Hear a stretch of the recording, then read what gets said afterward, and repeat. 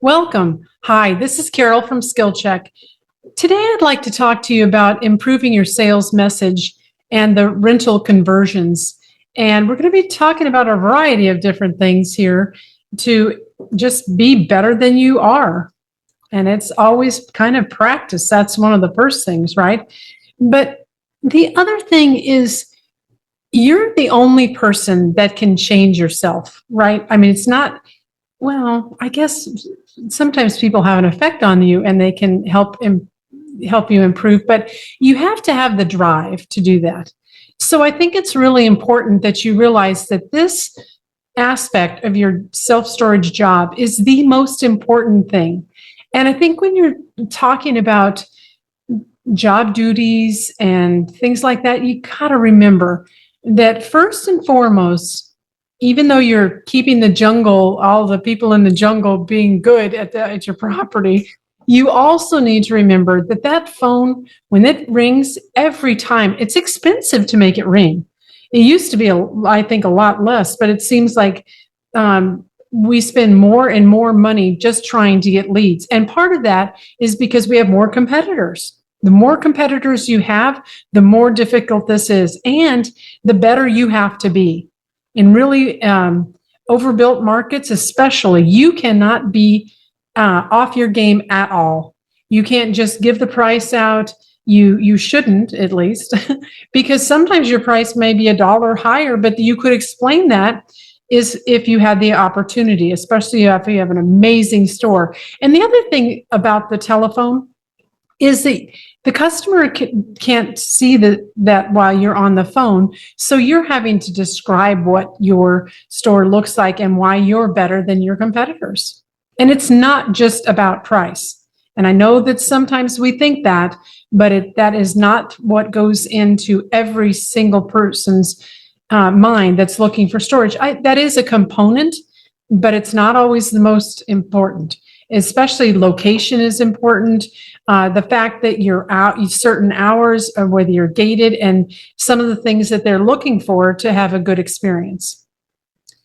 The other thing that I'd like to talk about is your voice quality and the tone of your voice. I will say, especially with my kids, I've got younger kids. Well, I waited late in life to have kids. They're older now. But it's funny because I know just from the tone of their voice on the phone what's going on. But I will say, if you have a good voice quality, you probably were born with that. And that is a huge advantage for you. But you can improve your voice quality for sure. But it does take some time, and we'll talk about some of those things today, the way that you can do that. So the tonality is one of the first things, the quality of your voice itself, and how you convey ideas, emotions, and the meaning to listeners. All of those things are important. But you also have to remember to breathe deeply from your diaphragm, and rather than the shallow from your upper chest, because that makes a huge difference. I know some of you may know that I started out wanting to be an opera singer in my life. Started out at 6. I started voice lessons, and at first it was just every once in a while, and then it was by 8 years old I was doing it every week. So it was a lot of vocal training for me. But, to be an opera singer, that would be what you would need to do. But the tonality of a person's and the quality of your voice really does make a difference. And remember, it's also how you convey ideas and emotion. Your voice helps you be empathetic and to give meaning to listeners, right? So you're like, you care about what they're saying, and they can tell from that tone or the tonality of your voice if you're in too much of a hurry for them, or it's like, oh yeah, what do you need? Those sounds make either the sale or they break the sale. So remember, breathe deeply from your diaphragm rather than shallowly, and really connect with that customer. This technique allows you to produce a more robust sound and control that sound during your presentation. Because sometimes if you get a cold or choked up or something, you're like, wow, it really does affect the sales presentation and you notice it. But remember, if you're continuing to improve your voice, you're going to have to do that for effective selling because you want to develop a clear, professional, and really good sounding voice. And it will help you to remember that if you listen to recordings of yourself and evaluate like your volume, are you too loud? Are you too soft? What's the quality of your voice? Is it nasally or breathy or raspy? All of those things will affect how the customer interacts with you or if they think you're sick. I know when I'm sick, first thing Desiree in my office, she knows, she's like, uh-oh, you're in trouble. You're not doing so well because of the difference of my voice. And sometimes we know each other for so long and so well. It's, if someone's down or frustrated or whatever, just by the tone of their voice.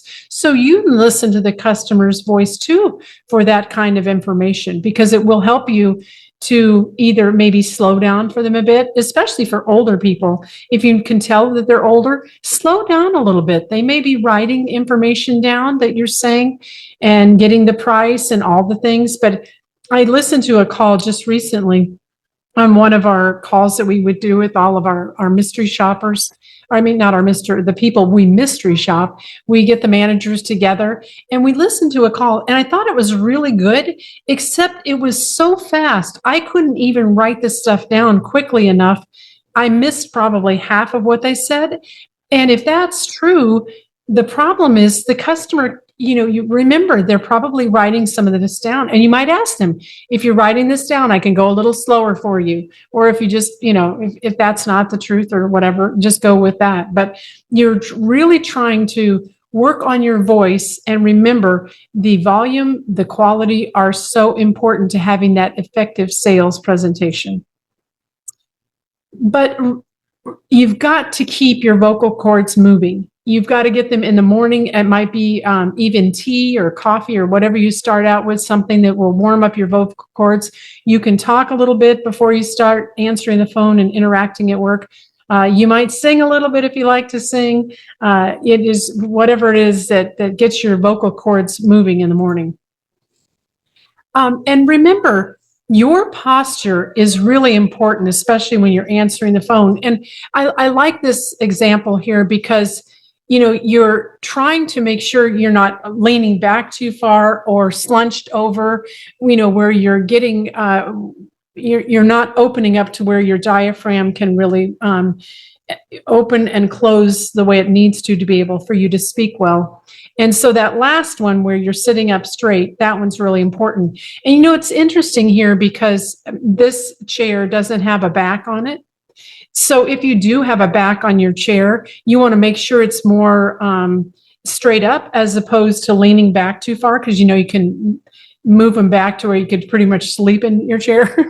But this kind you couldn't be. But again, you want to make sure even if you're standing and you watch your posture when you're answering the phone too, because you might be away from your chair, and you want your head level, your shoulders back, your abdomen pulled in, your hands by your side, not locking your knees, and wearing good footwear is always a good idea in storage. So I thought this was, even though it doesn't relate, it was, your posture in general, but it certainly does work for answering the phone too. So improving your vocal tonality. I want to first start with the idea of just practicing breathing exercises. This can help you with your breathing and maintaining a steady pace when you're selling and not running out of air when you're actually interacting with the customer. The other thing is to speak slowly. And I will say some of this is regional. We find that people on either coast tend to speak a little quicker, especially our New Yorkers and our Easterners. They speak a lot faster than the people from Texas, for example, or the Midwest. Their you want to speak a little more slowly when you're on the phone, because it gives the customer time to process what you're saying and write the information down that you're telling them. Because sometimes when I listen to calls, if I feel like, oh boy, I hardly got anything written down because it went so fast, that's too fast. So you want to be able to write down, and hear, and then maybe when you're doing your presentation, practice writing what you're saying so you can see. But you're also remembering to vary your tone and your pace. You might, especially when you start talking about your features and benefits, you want to watch your tone there and slow down your pace, because this is the most important aspect of what's happening in the sales presentation. Because if they're just calling about price and you're the highest in the area that are within all your competitors, you've got to take control of this call with your voice. And it makes a huge difference, and your technique for sure. But you remember, if you listen to your mystery shops that we do at Skill Check, you're going to hear your recording on a monthly basis. If you don't, many of you may have recordings that you can get off of your phone system. They will also record some of your calls. Your owner may be doing that. But it is important to record yourself. If you don't have those means, you could certainly use your cell phone to listen to your call, or at least listen to your side. You may not, pick up everything that the customer's saying, but listen to yourself and give yourself feedback, or get feedback from, or maybe you have your assistant manager listen to you, or maybe vice versa, one listen to the other, and then practice that. If you're not busy in the office, it's important to do that, but it will help you improve your vocal techniques. So you remember, on these vocal techniques, you want to watch your tone and your pitch, because it's the tone of your voice. And I will say that when I call my kids, they're like, uh-oh, what's wrong? Tell me what's wrong. Because they already know. They know from my tone of my voice, or I might be in a hurry. But the pitch and all of these things really tell us a lot about our customers too. So the more intuitive you are and in tune with listening to tone and pitch of a person's voice, it's going to be helpful to your sales presentation. So you want to really listen carefully, to their opening question.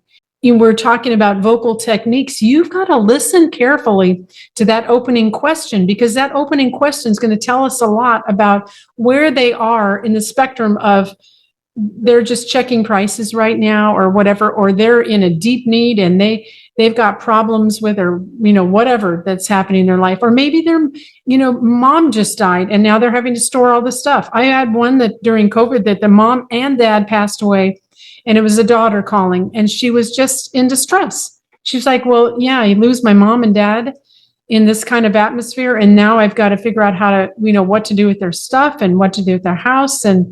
But remember, you can also use pauses effectively too when you're empathizing with important points like this, because you might just, take the time to say, sorry, I'm so sorry that happened. And, and then just say, well, let me tell you a little bit about how I can help you and some of the features and things that we have to help with your mom and dad's storage of their stuff.